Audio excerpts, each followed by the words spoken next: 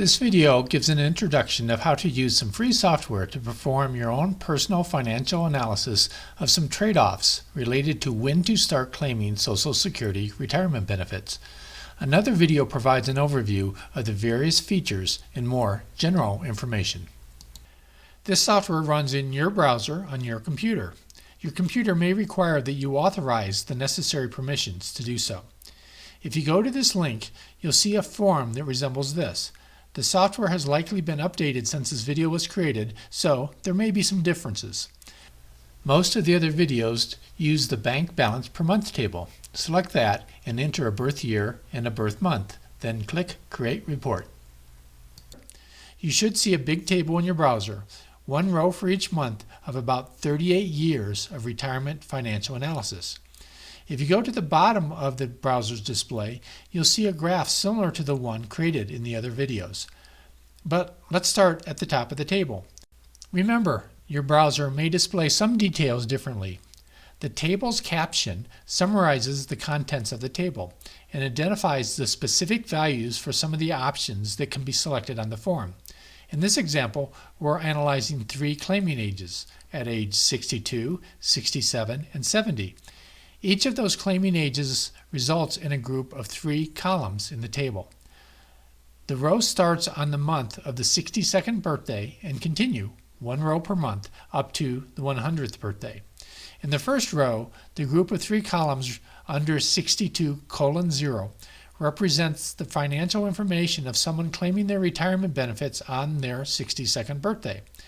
Note that the benefits are typically paid 1 month in arrears. That's not shown here. More on this later. In this case, we're analyzing with a 0% interest rate, so the interest columns will always be 0. The claimant receives a $700 benefit based on the PIA, an input in the form, and banks that for an initial balance of $700. This continues month by month.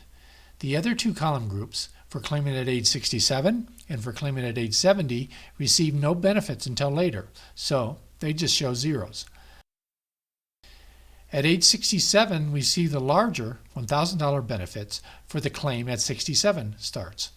And of course, the retiree who claims at age 70 sees the benefits of $1,240 kick in at that birthday.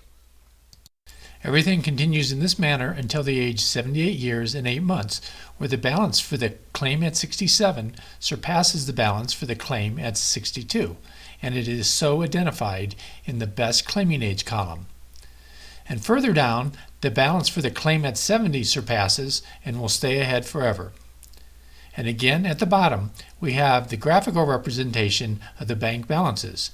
If you hover the cursor over any of the lines, you should see the specific details matching what was in the table. Back to the form at the top. Switch the Options menu selection from Simple to Standard. You'll see rows for title, COLA, investment interest rate, and age at death appear. I'll put in some values and again click the Create Report button. The previous table has now been updated. Note that the caption has been updated with the new title. And to show the values, we added for the COLA and the investment interest rate fields. The table now has an additional column labeled COLA Factor. This is cost of living adjustment to compensate for inflation. In July, the claimant gets the first benefit of $700 as before. In August, the claimant collects $1.75 of interest. This is 1 month of interest at the annual rate of 3% on the balance of $700. In December, we see the monthly benefit has increased from $700 to $714 from the 2% COLA. Remember, the payments are made in arrears, not as shown here, so beneficiaries see this cost of living adjustment in January. The COLA will increase every December hereafter and will increase the payments for the delayed claimers when they start collecting. Advancing to the month of this retiree's 67th birthday, that's full retirement age, the $1,000 PIA we saw earlier has increased to about $1,104. That increase is due to the 2% COLA compounded over 5 years. Switching options from Standard to Advanced adds a few more fields used in the earlier videos.